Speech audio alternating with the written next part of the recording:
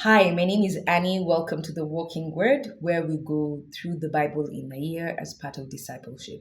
For us to be able to finish the Bible in a year, please emphasize, read a minimum of 5 chapters a day. No chapter would ever take more than 7 minutes to read. And as we read together, my intent is to bring out certain revelations as we read the scriptures.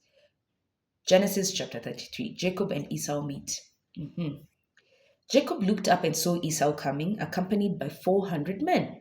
So he divided his children among Leah, Rachel, and the two maidservants, putting the maids and their children first. Are we starting to see the repercussions of polygamy? The children who are not of the main home are cast out first. Huh. Okay.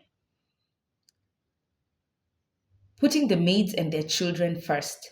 Leah and her children next, and Rachel, the loved one, and Joseph last. Remember, Rachel only had Joseph at this time. He himself went on ahead of them, bowing to the ground 7 times until he reached his brother. Esau ran to meet him, embraced him, flinging himself on his neck, kissed him, and he wept. Oh my, Esau loves weeping. When Esau looked about, he saw the women and children. Who are these with you? He asked. Jacob answered, they are my children, whom God has graciously bestowed on your servant. Then the maidservants and their children came forward and bowed low. Next, Leah and her children came forward and bowed low. Lastly, Rachel and her children came forward and bowed low. Then Esau asked, what did you intend with all those droves that I encountered? Jacob answered, it was to gain my Lord's favor. Here he's referring to Esau as my Lord. I have plenty, replied Esau. You should keep what is yours, brother. No, I beg you, said Jacob. Mhm.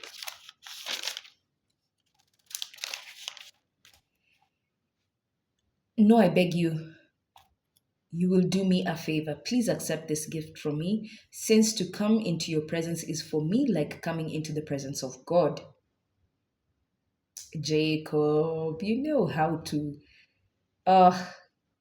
how to flatter people. Now that you have received me is so kindly, do be generous toward me. And I have an abundance. Since he so urged him, Esau finally accepted. Then Esau said, let us break camp and be on our way. I will travel alongside you. But Jacob replied, as my Lord can see, the children are frail. Besides, I am encumbered with the flocks and the herds, which now have sucklings. I'm basically overwhelmed.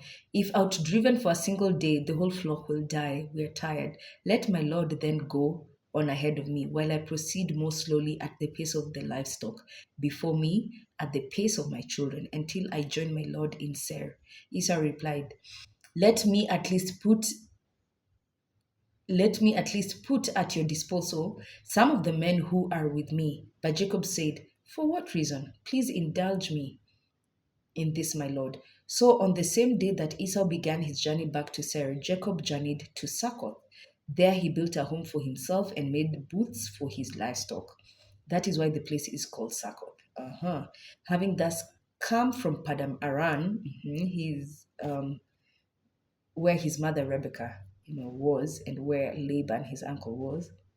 Jacob arrived safely at the city of Shechem, which is in the land of Canaan, and he encamped in the sight of the city. The plot of the ground on which he had pitched his tent he bought for 100 pieces of bullion. Mhm. From the descendants of Hamor, the founder of Shechem. Aha. So Shechem was founded by Hamor. Okay. He set up a memorial stone there and invoked El, the God of Israel.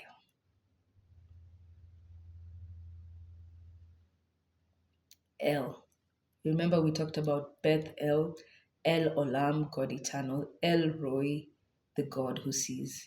And we'll go learning different names of God, El Shaddai, El Gabor, and they keep on revealing themselves as we continue.